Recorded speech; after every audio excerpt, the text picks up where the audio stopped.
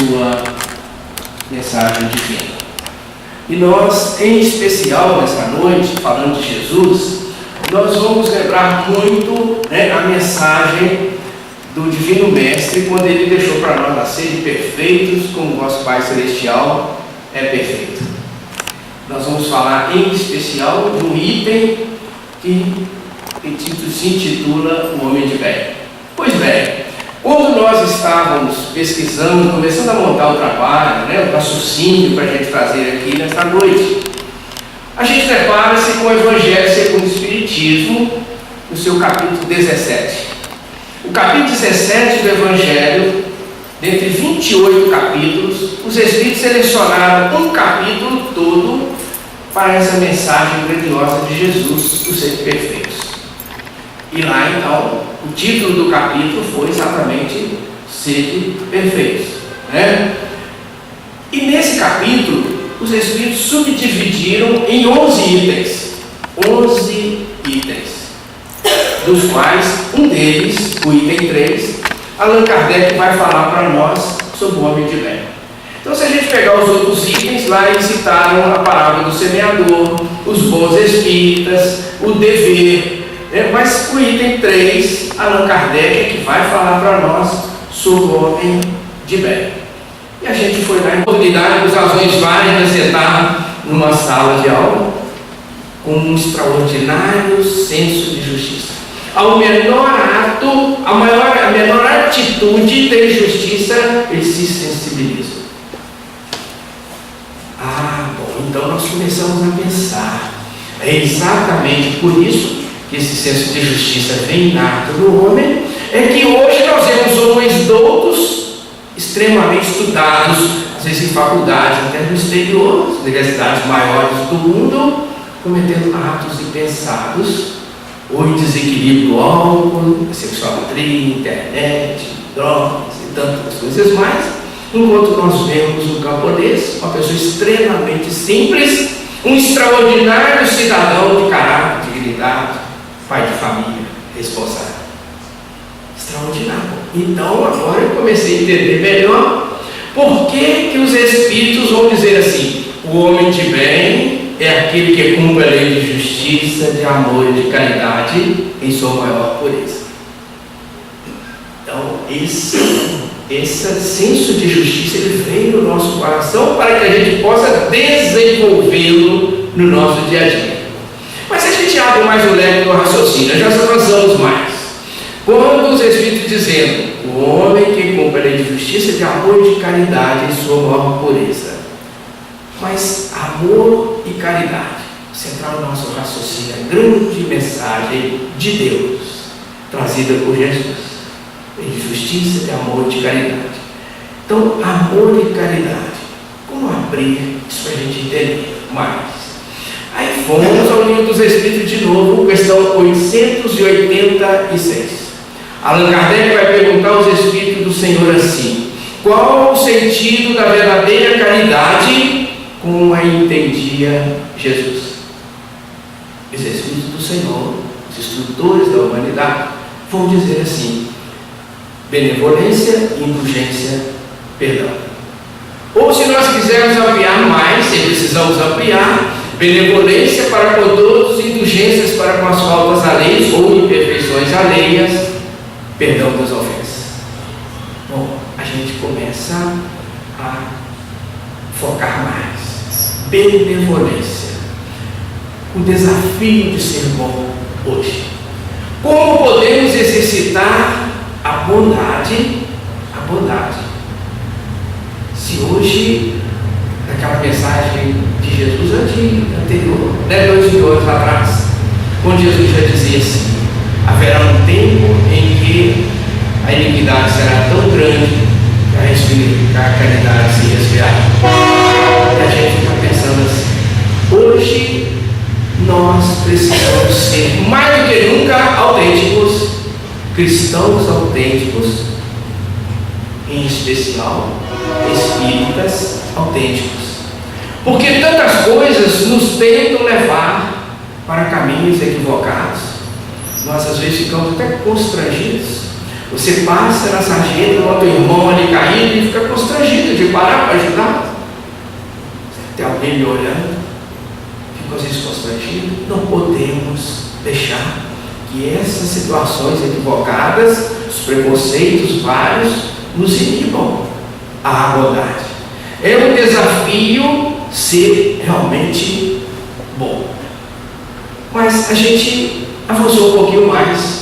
Quando a gente vai ver essa indulgência para com as imperfeições dos outros, é preciso a gente se colocar no lugar do outro, todos nós. Porque somente à medida que nos colocamos no lugar do outro, a gente começa a entender o outro. Por que o outro hoje me deu uma alfinetada? Por que ele me ofendeu? Por que será? Será que não estava bem? Um veículo muito devagar na rua e eu com uma pressa danada. Será porque ele está andando tão devagar? Será que está levando, quem sabe, um vaso de porcelana ali? Tem que ter cuidado para não quebrar. Ou levando um bolo do aniversário. Ou quizá alguém que recentemente sofreu uma cirurgia. A gente precisa lembrar. A pessoa que sofreu cirurgia, às vezes teve alta do hospital, mas qualquer balanço do veículo dói muitos pontos. Ou levando o doente para internar. Então, à medida que nós vamos exercitando aos poucos o entendimento parcial, da caridade, segundo Jesus, é entender as razões do outro. Quem sabe quando ele me ofendeu hoje, ou o filho saiu para a aula nervoso, quem sabe ele tinha uma prova, hoje não estava bem preparado. Ou quem sabe meu pai saiu para o trabalho e algo espera lá, ele sabe que tem preocupações, quem sabe? Então, indulgência para com as faltas alheias. Que à medida que nós vamos entendendo o outro, nos colocando no lugar do outro, aí sim eu começo a exercitar o perdão.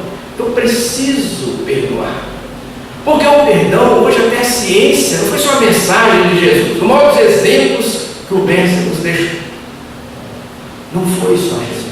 A ciência hoje vem comprovando de que a mágoa, o ressentimento, todas as dificuldades do nosso coração geram até doenças físicas. Por exemplo, da pressão arterial, por exemplo, diabetes, alguns tipos de câncer, sem falar no estado emocional, que depois às vezes enchemos o consultório dos psiquiatras, das psicólogas ou dos psicólogos, respeitosamente, porque são bênçãos divinas nas nossas vidas, Mas quem sabe o problema é aqui, é perdoar. É falar como um jovem fala hoje, numa palavra, fala tanta coisa. Quando ele diz assim, foi mal, vamos recomeçar. Às vezes é um exercício de humildade. Às vezes precisa de coragem, porque para perdoar tem que ter coragem. Mas quem sabe eu não consigo perdoar ainda, mas eu já consigo não desejar mal. Eu já estou caminhando. Quem sabe eu já consigo orar por aquela pessoa. Até o momento em que eu começo a exercitar o orar, o bom dia, boa tarde, quem sabe um aperto de mão daqui a pouco, Quem sabe um abraço. Então, os exercícios são todos os dias. Lá no entendimento de Jesus, quem nos pega pela mão, como irmão mais novo ou mais novos, aprendendo aos poucos sobre o seu carinho, sobre o seu amparo. Mas quando a gente junta o entendimento de Jesus, da caridade, quando a gente junta benevolência, indulgência e perdão, a gente abre um pouco o raciocínio e a gente começa a pensar assim.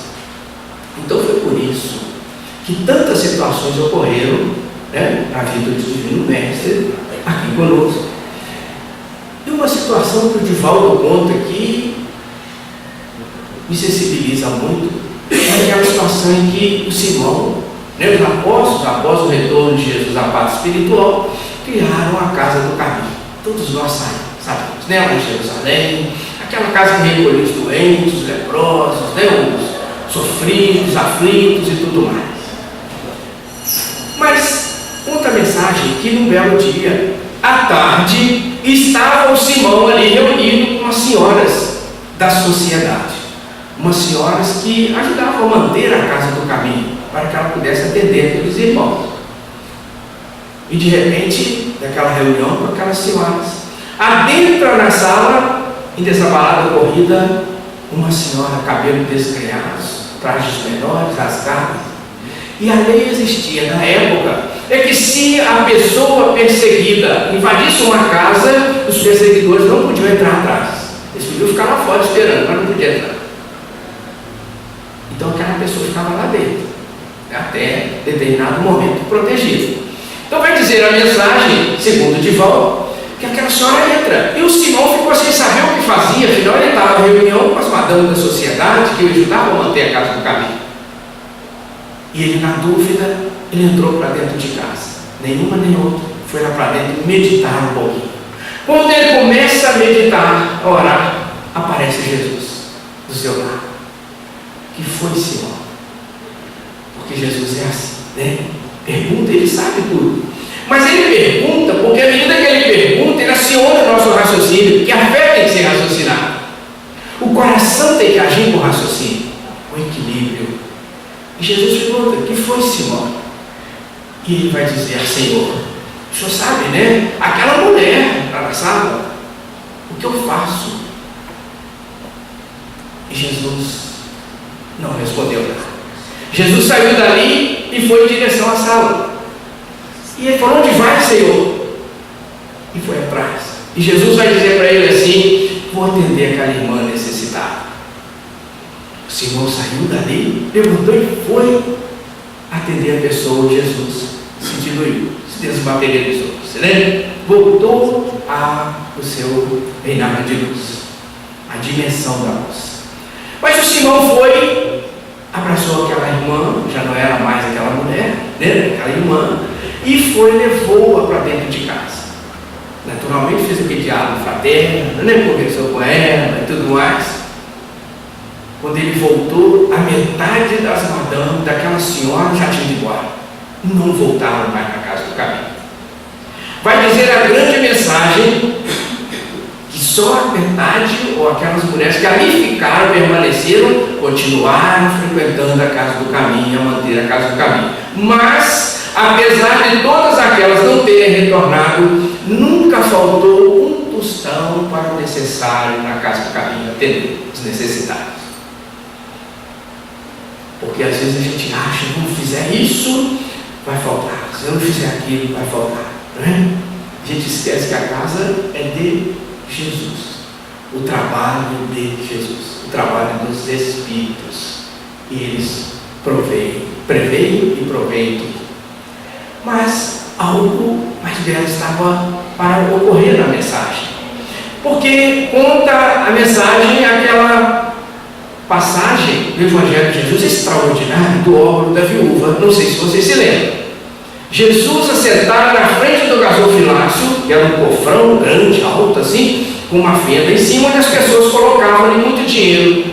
E Jesus se assenta na frente, conversando com os apóstolos. As pessoas passavam, colocavam recursos ali, outros passavam, colocavam, até que uma senhora foi e colocou uma moedinha ali.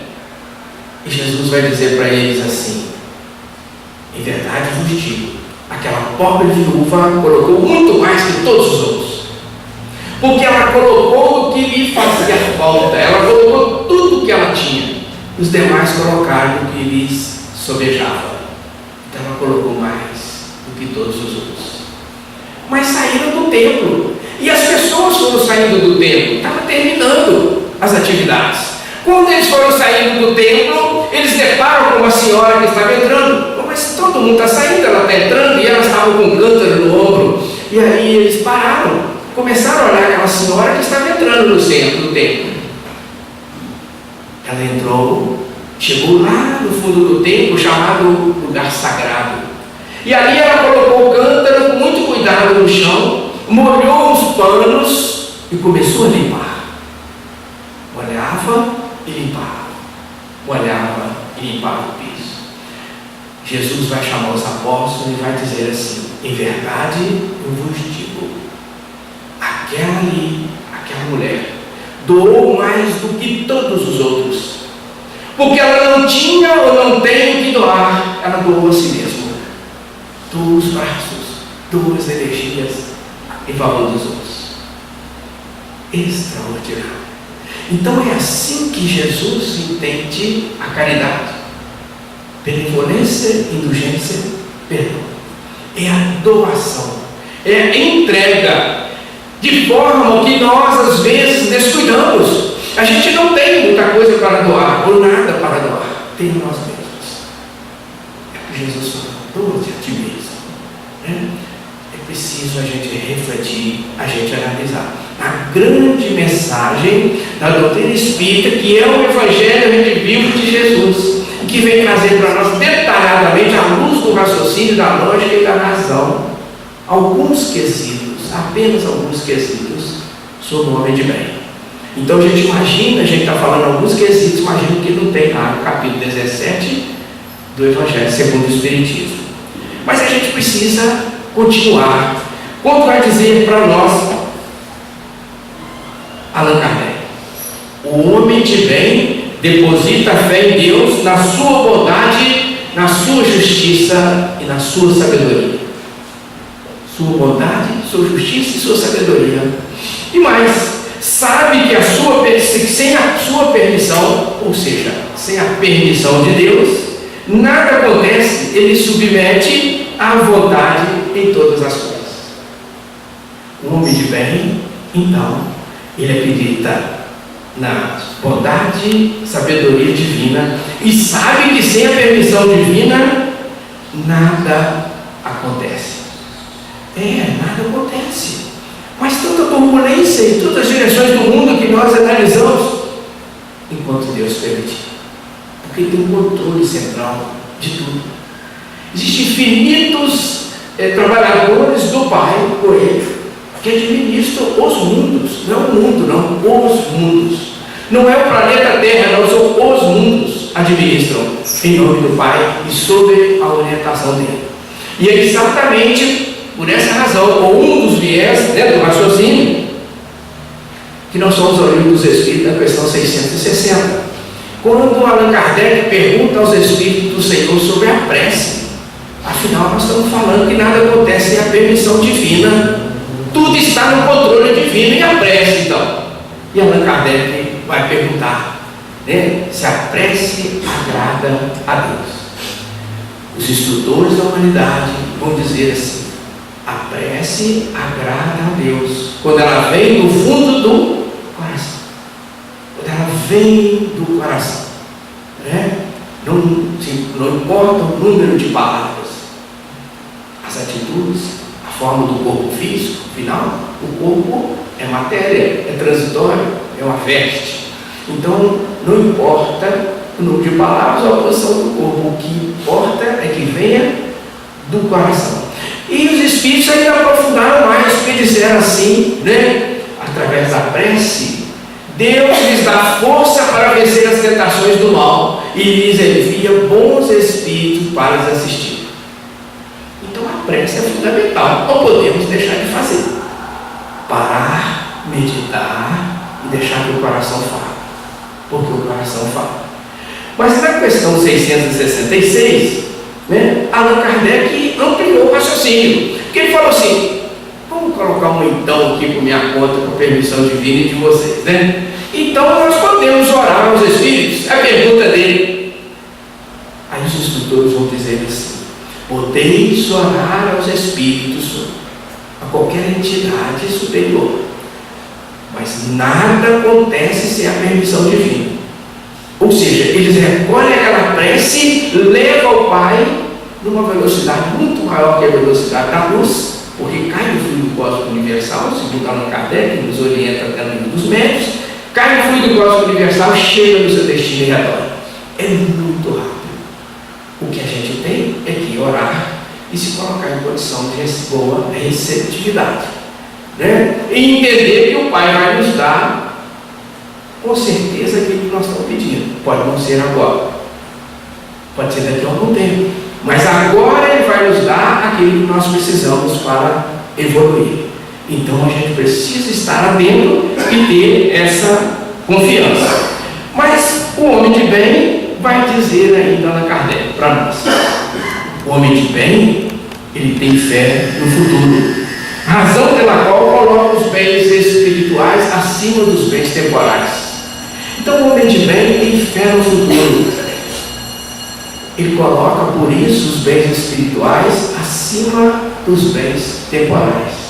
Bom, então é por isso que ele abriu outro raciocínio logo a seguir, quando ele diz assim: sabe que todas as suas vicissitudes, todas as dores, todas as decepções são provas ou expiações, e as aceita sem murmurar. Aí a gente começa a parar para entender o codificador colocou aqui, não é? Porque se a gente for na série Nosso Lar, a gente fala as obras do André Luiz, depois a gente fala obra do André Luiz, a gente imagina que são todas as obras que ele escreveu. Não, existe a coleção do Nosso Lar, que se compõe de 16 livros, começa com o livro A Vida, o Nosso Lar, e termina com o livro E a Vida Continua, né? Essa é a coleção do Nosso Lar, que fala as obras do André Luiz. Porque essas obras, elas tratam da vida no mundo espiritual.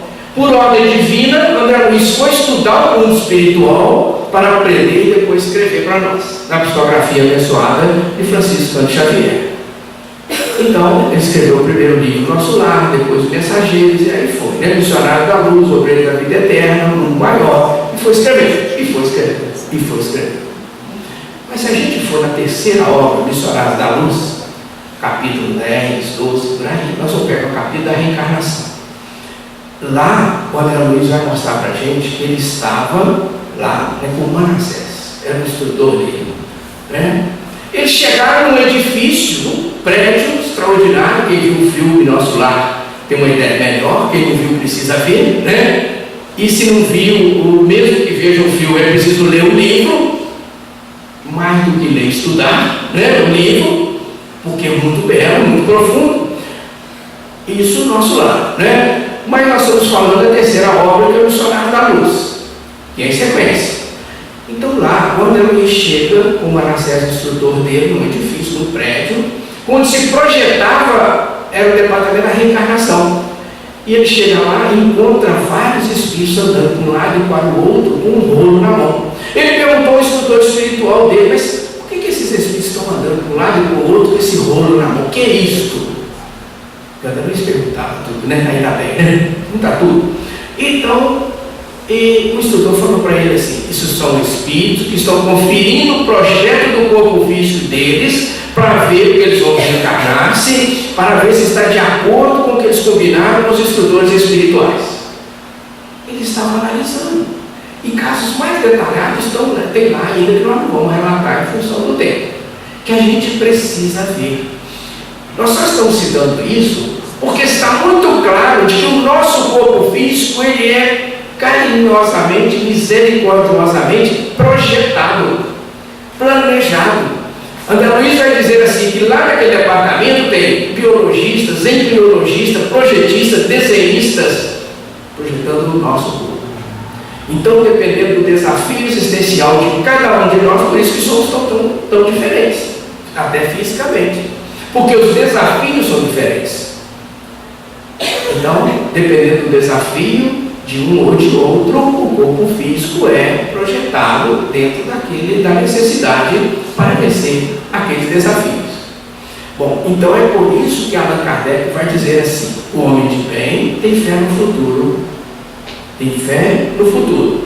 E por isso ele coloca os bens espirituais acima dos bens temporais.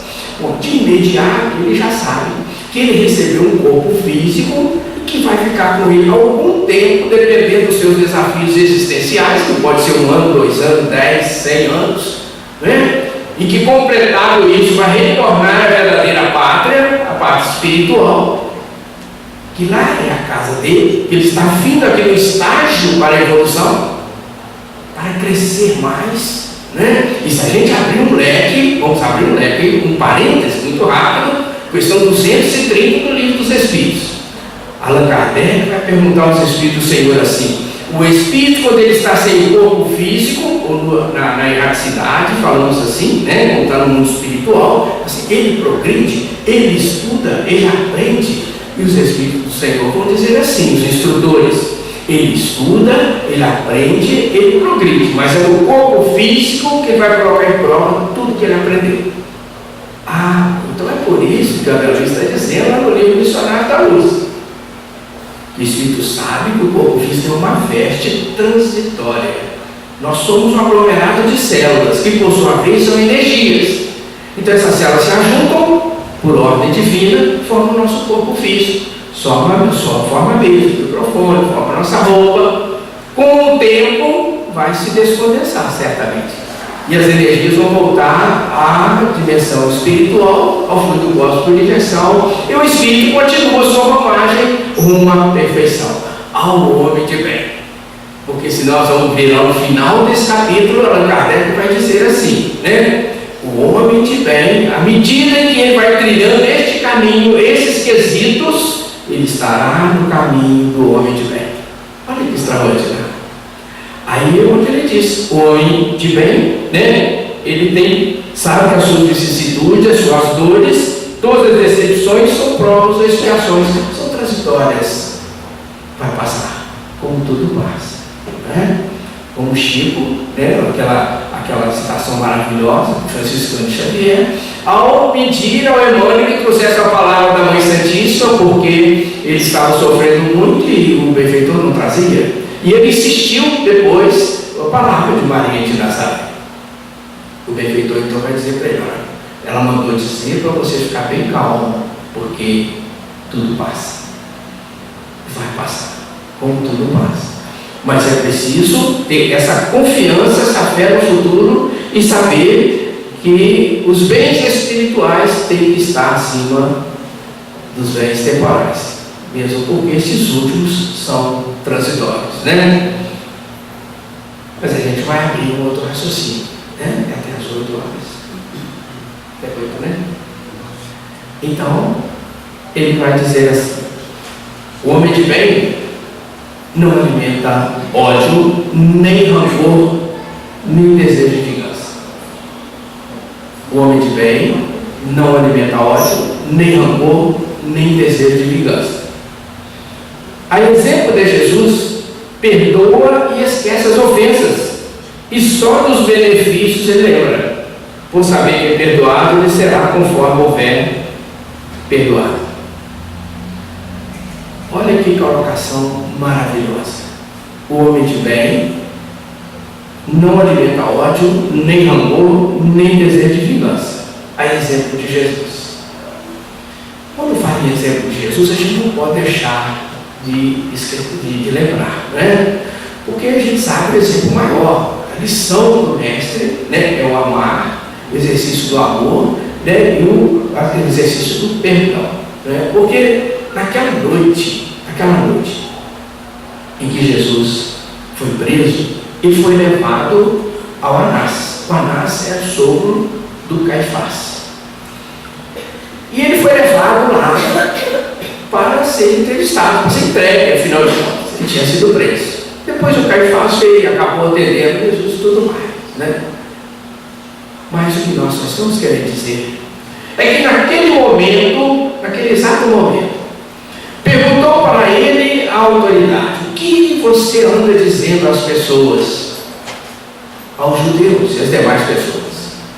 E ele vai dizer assim: eu falei publicamente, falei abertamente, pode perguntar a todos aí. Mas o capataz que lá estava, relata o evangelista, ele entendeu que Jesus estava ofendendo o Caifás e deu um bofetão na face de Jesus. Jesus tranquilamente vai dizer para ele assim: se eu falei mal, dá testemunho do mal. Mas se eu falei bem, por que me bates? Ele deve estar pensando até hoje, né? Dessa colocação de Jesus. Porque Jesus nos convida a raciocinar. É aquele entendimento do problema do outro, né? Deixar que o outro reflita. Porque nós estamos caminhando num processo de evolução. E esse processo de evolução, às vezes, nos traz muitas dores, porque nós semeamos as dores. Nós estamos vivendo ainda num nível de consciência terrível, onde a gente fica às vezes pensando assim, né? O que é meu, o que é seu também é meu. Amém. meu é meu, o que é seu também é meu. Mas que nível de consciência terrível esse? Em que nós, nessa luta, nessa busca do homem de bem, a gente vai procurando, né, nos esforçando para que a gente possa sair desse nível. E já saímos, entendo eu.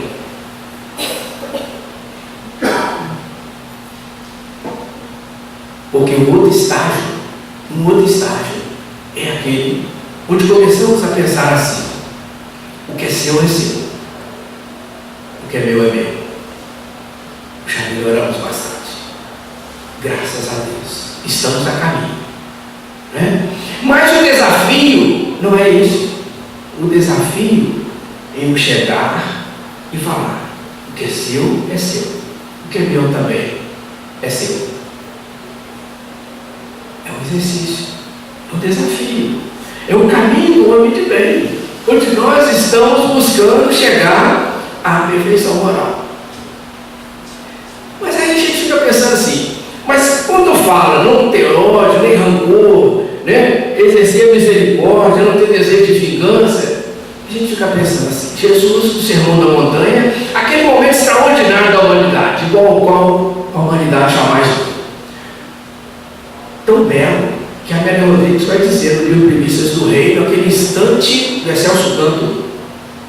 Ela vai dizer no livro Luz do Mundo, quando ela cita assim: o cantor e a canção. E depois em Filomeno de Miranda ele vai dizer assim: o cancioneiro do Evangelho. Foi aquele momento onde Jesus cantou, onde Jesus falou com a voz doce e suave, como um cantor, né? Vai dizer assim sobre o Sermão da Montanha. Mas no Sermão da Montanha, dentre as bem-aventuranças, está lá Jesus dizendo 2000 anos atrás: bem-aventurados os misericordiosos, porque obterão misericórdia. Você lembra? Bem-aventurados os misericordiosos, porque obterão misericórdia. Aí vem os instrutores espirituais sobre a codificação abençoada de Allan Kardec e vai colocar assim no capítulo 10 do Evangelho segundo o Espiritismo: essa bem-aventurança, bem-aventurados, né, os misericordiosos que obterão misericórdia. Mas embaixo eles colocam assim: perdoai para que Deus os perdoe. Perdoai para que Deus os perdoe. Resumiu a bem-aventurança. No século XII, um pouco antes da doutrina espírita, vem Francisco de Assis e fala assim: é dando que se recebe, é perdoando que se é perdoado. Por isso a doutrina espírita, na sua grandiosidade, na sua beleza, na sua luminosidade, ela nos convida a raciocinar. Porque a gente não pode simplesmente achar, ou ler, ou entender, ou ver a mensagem, porque senão nós vamos ficar achando que Deus quer uma troca com a gente. Eu exerço a misericórdia, eu recebo a misericórdia. Eu perdoo, Deus me perdoa. Não é assim. A doutrina nos convida a raciocinar. E aí a gente começa a pensar assim: bom, a doutrina fala para nós que o universo ele é feito em infinitas, mas em infinitas mesmo, faixas vibratórias.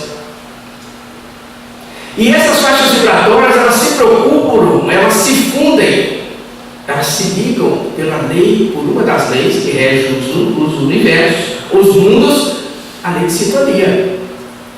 Então, quando Jesus falou assim: bem-aventurados os misericordiosos, que obterão misericórdia, o mestre estava querendo dizer para nós, porque ele não podia dizer, porque ele falou muito menos que nós o crucificamos, né? Mas ele estava querendo dizer para nós assim: à medida que você exercita a misericórdia, à medida que você desenvolve a misericórdia que foi colocada no seu mundo íntimo, você vai mudando de faixas vibratórias, e você automaticamente se conecta com entidades angelicais, recebe aquelas energias e fica muito bem.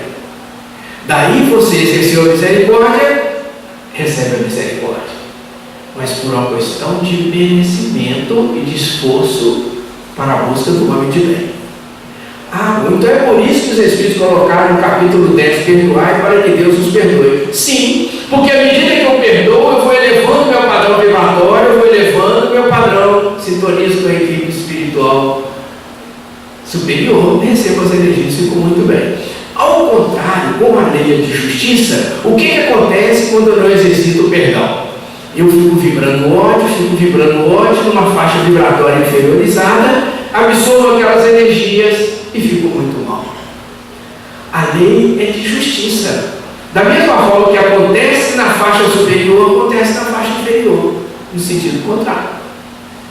Então, sim, aí eu começo a entender por que dessa grande mensagem de Jesus. Bem-aventurados os misericordiosos, porque obterão misericórdia. Mas a gente avança um pouco mais. Vamos meditar um pouco. Nós falamos do homem de bem, que pratica na justiça, de amor e de caridade em sua maior pureza. Falamos que o homem de bem tem fé no futuro, na bondade, na sabedoria divina. Falamos que o homem de bem, né? Ele exercita o perdão, não tem ódio, não tem desejo de vingança. Falamos tanta coisa. A gente fica pensando, agora nós já temos alguns quesitos, né? Pelo menos 10% do que está lá no Evangelho, no capítulo 17. Depois a gente vai olhar lá que tem muito mais. Mas como que eu vou fazer para eu exercitar o homem de bem? Como que eu vou exercitar isso? Como que eu vou pegar essa trilha, pegar esse caminho? Aí eu pensei assim, bom, vamos no livro dos Espíritos, porque os estudiosos espirituais traçaram um caminho lá, para que eu possa entender melhor o que eu tenho que fazer agora. Vamos na questão 919. Porque lá, nas leis morais, né, nessa questão 919, ela está inserida naquele capítulo onde os Espíritos colocaram assim, caracteres do homem de bem. 919, então, apenas uma questão nós vamos pegar. Na questão 919, Allan Kardec pergunta aos Espíritos do Senhor assim: qual o meio prático e eficaz que tem o homem de melhorar-se nesta vida e de resistir à atração do mal? Bom, eu sei que eu tenho que seguir o caminho do homem de bem. Eu tenho que exercitar esses quesitos, muito mais, mas pelo menos esse que nós estudamos aqui. Qual que é o meio eficaz de eu exercitar isso? Foi a pergunta de Allan Kardec. Os Espíritos colocaram para responder para ele, em nome de toda a plena de Espíritos Consoladores, Santo Agostinho. Santo Agostinho vem e vai dizer para ele assim: um sábio da antiguidade já falou disse, conhece-te a ti mesmo. A resposta de Santo Agostinho. Mas é um momento extraordinário que a gente tem que entender o livro dos Espíritos um pouco. Por quê? O livro dos Espíritos, Allan Kardec não anotou as 50 perguntas do livro dos Espíritos e falou assim: eu vou perguntar aos Espíritos essas 50 perguntas agora. Não. O que acontece é que ele teceu o livro dos Espíritos. O livro dos Espíritos é um tecido de luz. É como se ele estivesse tecendo uma rede carinhosamente, devagar, com fios de luz. E nós dizemos isso porque ele não anotou as perguntas. E à medida que os Espíritos iam respondendo, ele tecia uma outra pergunta. Ele montava uma outra pergunta. É a competência do codificador. É exemplo dessa 919. Porque quando Santo Agostinho colocou o sábio da atividade, a disse conhece-te a ti mesmo, ele abriu uma letrinha A na 919. Sabe o que ele perguntou para ele? Conhecemos toda a sabedoria dessa máxima. Ou seja, o conhecer-se a si mesmo, nós sabemos que é importante. Em outras palavras, foi isso. Conhecemos toda a sabedoria desta máxima.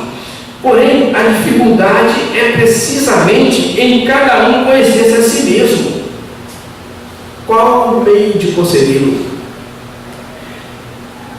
Então, o codificador quis dizer para Santo Agostinho que ele sabia que essa máxima conhece-te a ti mesmo é extraordinária, ela é fundamental. Mas como que nós vamos fazer para nos conhecer? Foi a pergunta dele da letra A. Por isso nós estamos dizendo o tecido que ele foi montando, a rede que ele foi montando de fios de luz. Aí Santo Agostinho vem e dá uma resposta de uma ou duas páginas, muito linda, de um lirismo que a nossa linguagem humana não tem como explicar, e que a gente precisa parar para refletir, parar para raciocinar, para conhecer. Questão 919, não podemos esquecer uma questão das 1019, né? Então Santo Agostinho vai dizer para eles essa questão de conhecer a si mesmo, meio prático de conseguir. Aí o instrutor falou assim: fazei o que eu fazia quando vivia aí na terra.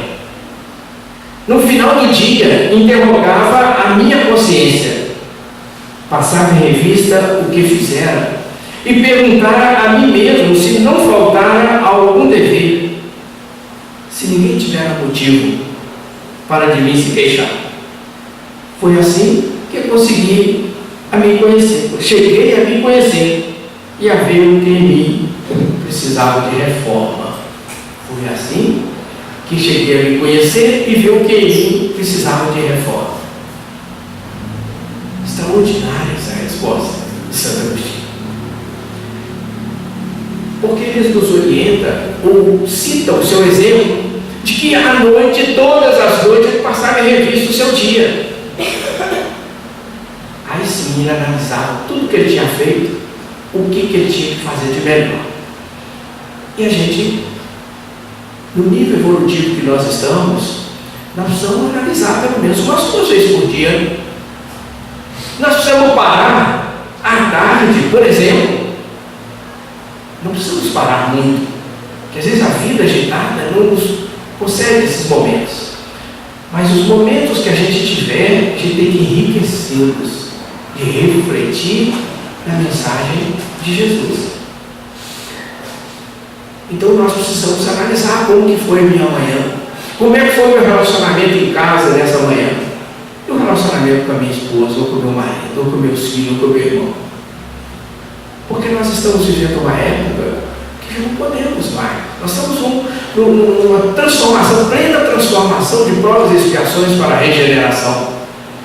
É um momento de decisão. Nós não podemos mais deixar as coisas para depois.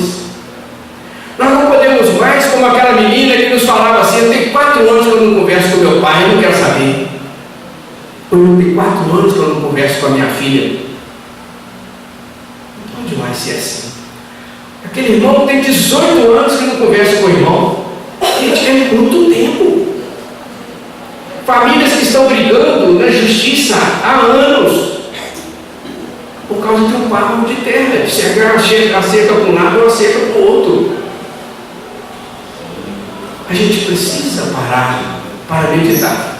Quando naquele momento da meditação, da reflexão, né, em que o Espírito, né, no livro Interdão Mediúnico, o Espírito João Clévas vai dizer assim, né, introspecção. Ele fala assim: faça a introspecção. Sabe, em outras palavras, ele está dizendo assim, quando Jesus disse há 2000 anos atrás: quando fores orar, fecha a porta do teu quarto, ora a Deus que está no céu. As mensagens são grandiosas, porque elas chegam no mesmo manancial de Deus. Então o benfeitor falou assim: faça uma introspecção, porque aí se eu volto para dentro de mim, eu vou me conhecer, eu vou ver onde eu errei ali atrás, vou buscar consertar, e assim eu vou trilhando os caminhos, os passos do homem de bem. E aí eu fiquei pensando assim: como fazer, como exercitar essa meditação? Porque é uma meditação. É uma meditação. É uma reflexão. E isso é fundamental. Porque quando a gente vai no livro, na última trilogia que a Joana de Anjos escreveu, onde ela escreveu tudo na segunda pessoa, onde ela diz lá: o livro, liberta-te do mal, entrega-te a Deus, ilumina-te. Então nós pegamos uma linha, 2 linhas, 3 linhas do livro Ilumina-te, para a gente trazer. E querendo lembrar, inclusive, da citação desse livro, quando Joana de Anjos vai dizer: Madre Teresa de Calcutá, João da Cruz, que depois a Igreja Católica, pelas normas eclesiásticas, o canonizou, né, com São João da Cruz, quando ambos falavam daquele vazio existencial terrível que eles sentiam no coração. Um vazio existencial que não sabia explicar por quê. Só sentia que algo estava faltando, que tinha algo que trazia um grande sofrimento aos seus corações.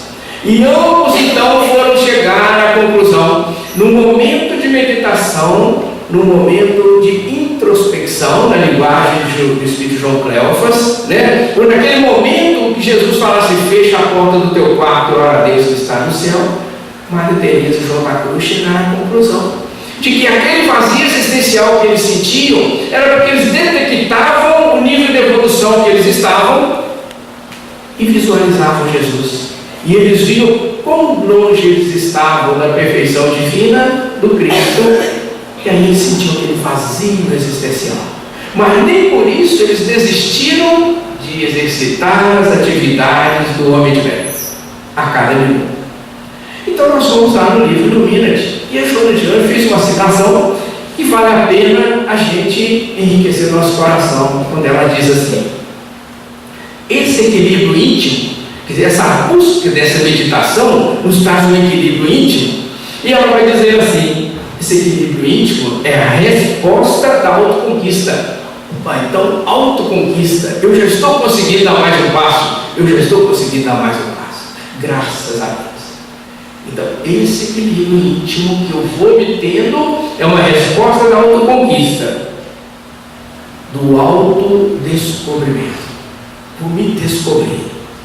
Eu vou percebendo que a lei de justiça, de amor e de caridade foi colocada íncita no meu ser, e que eu tenho o desafio de desenvolver tudo isso. Aí sim, ela já existe dentro da gente, nós temos que desenvolver. Aí ela diz ainda do descobrimento dos legítimos objetivos da jornada, sem as ilusões dos triunfos enganosos. Bom, então aí a gente começa a entender qual que é o objetivo de eu estar aqui. Questão 132 do Livro dos Espíritos: evoluir e colaborar ou suportar as obras da criação. Então, à medida que, uma vez eu fazendo parte de um todo, eu sou um ícone dos mundos. Então, à medida que eu faço parte do todo, ou melhor, eu faço parte do todo, mas à medida que eu trabalho o meu progresso, eu estou ajudando o todo.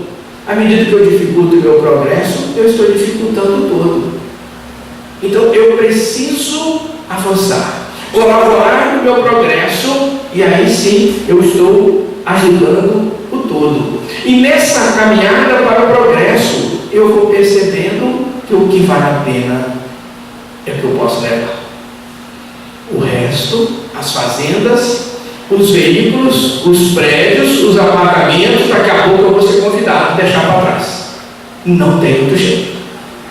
E é nessa meditação, é nessa introspecção que eu vou percebendo o grande valor espiritual que eu tenho e que eu tenho que fazê-lo progredir, que eu tenho que desenvolver mais. É à medida que eu vou fazendo essa introspecção. Aí a mentora espiritual, no livro Illuminati, ela fecha essas últimas linhas que nós coletamos, quando ela diz assim: esse silêncio, portanto, é tão importante para o espírito quanto o são, a água e o pão para o corpo. Então, não tem jeito.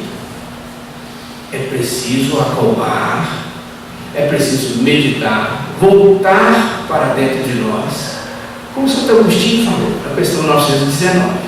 Passar em revista o dia ou os dias, o meu trabalho, família, o campo profissional, as ruas, o trabalho do centro espírita.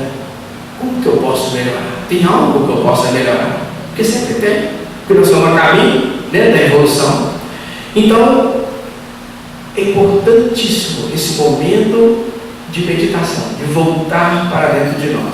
Aí sim nós começamos a nos conhecer melhor, aí nós começamos a perceber que o caminho do homem de bem, algo ficou para trás, e que nessa caminhada eu tenho que ir avançando, cada vez um pouco mais, um pouquinho mais, sem esmorecer. Mas a confiança no Pai Celestial é fundamental. Sem ela, nós não vamos a lugar nenhum. Então nós vamos perceber que Deus, a suprema justiça, infinita bondade e sabedoria, vela por cada um de nós a cada momento.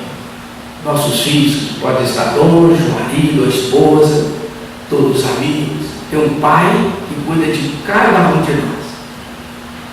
O tempo todo. Nós somos especiais. Não tem ninguém igual a gente. Não tem nenhum igual ao outro.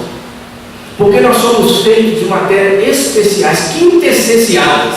Cada um fadado à perfeição. Estou falando de nós, espíritos. Porque o corpo é transitório, o corpo é uma veste, vai ficar para trás. Nós, espíritos. Então nós temos que ter essa segurança de que esse Pai nos criou e está cuidando de cada um de nós. Aí a gente adquire mais força para avançar. E nós pegamos uma matéria para a gente concluir o nosso trabalho, quando nós deparamos nesse livro que é Deus.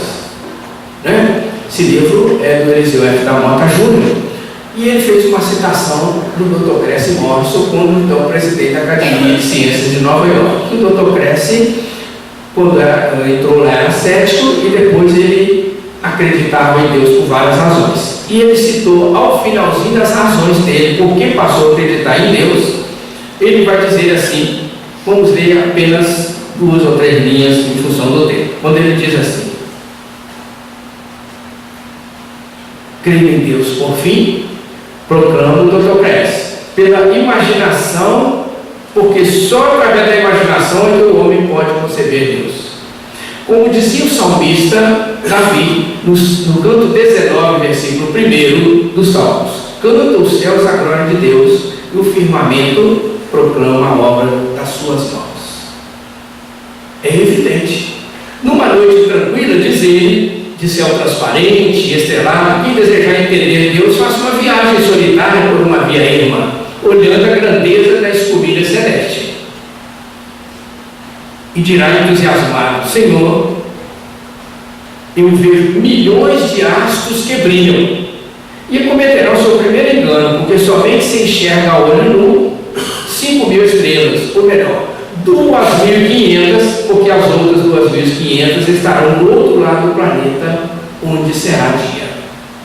E ele vai discorrendo aqui e vai dizer para nós que, ao pesquisar na parte biológica do universo, não encontraram um ramículo, ele fala ramículo, igual de planta, igual ao outro, porque todos são especiais, são únicos, todos são especiais. Então ele vai dizer mais. E o homem emocionado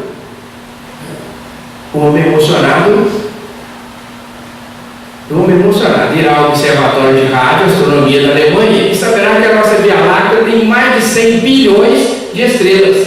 E saberá também que é uma galáxia subdesenvolvida, porque existem trilhões de galáxias maiores do que a nossa, cantando todas as glórias de Deus.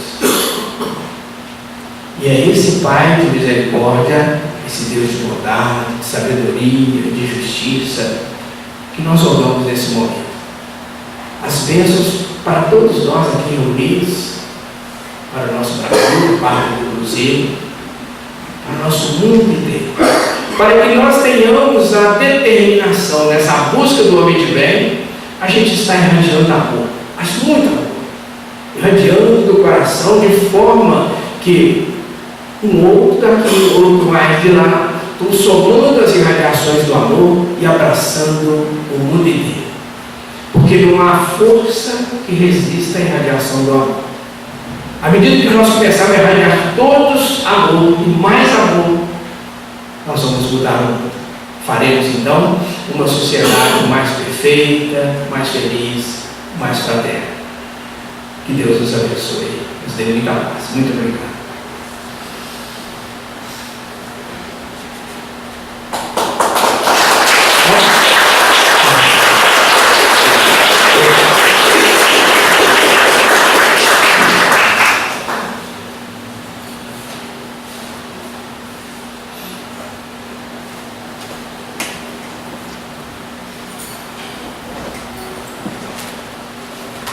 só temos que agradecer imensamente, Geraldo, a você, pelo carinho de ter trazido essa mensagem tão edificante para nós.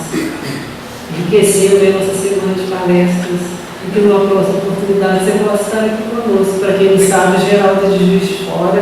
Qual que é a casa? Grupo Espírita Seareira de Cristo, lá em São Pedro. Né? Que você possa voltar aí numa próxima oportunidade para ter prazer de ouvir. E vamos lembrar também, né, da feira, né, Marquinhos, que está acontecendo na estande do Escuro, em frente ao Tales, das 10 às 6 da tarde. Das 10 às 6 da tarde tem vagas? Tem vagas. Como dizia nosso querido João, há vagas, viu, gente? Uma horinha que seja para contribuir lá, para estar lá presente na venda, né? Sempre estar lá na venda dos livros, para a gente divulgar essa doutrina, né, maravilhosa que nós, graças a Deus, estamos aí visitando. E você que tem algum recado? Amanhã é o Falcone, né? Amanhã nós vamos ter o Falcone de Juiz de Fora, também, no mesmo horário, 7h30, nós temos a música. Com quem? Com quem?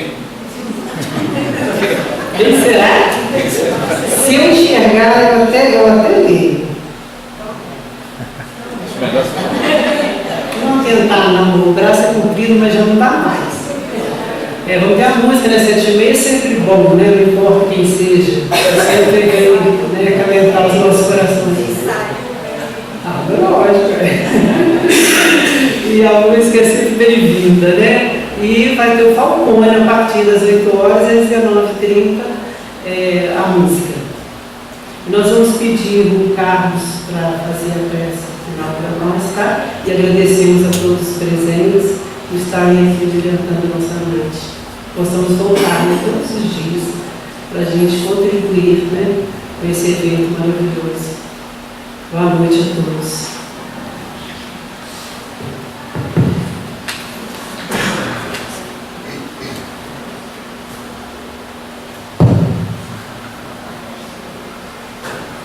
Vamos orar.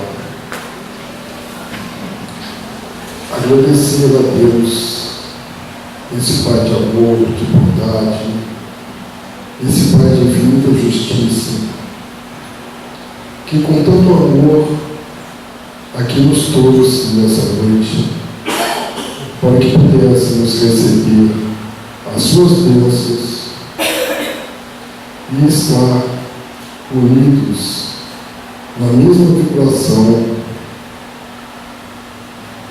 nesse estudo trazido por esse nosso querido amigo Geraldo, que nos toca profundamente com a palavra,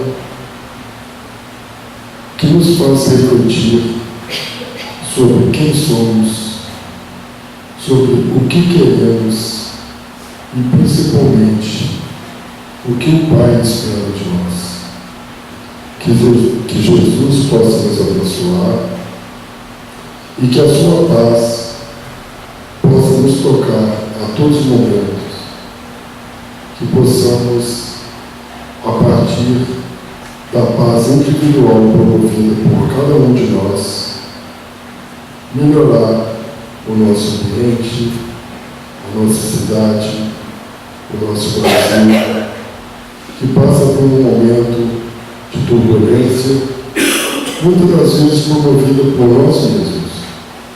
Então, Mestre Jesus, ajude-nos a promover essa paz que o Senhor tanto pregou para nós. Fique conosco hoje e sempre, que assim seja.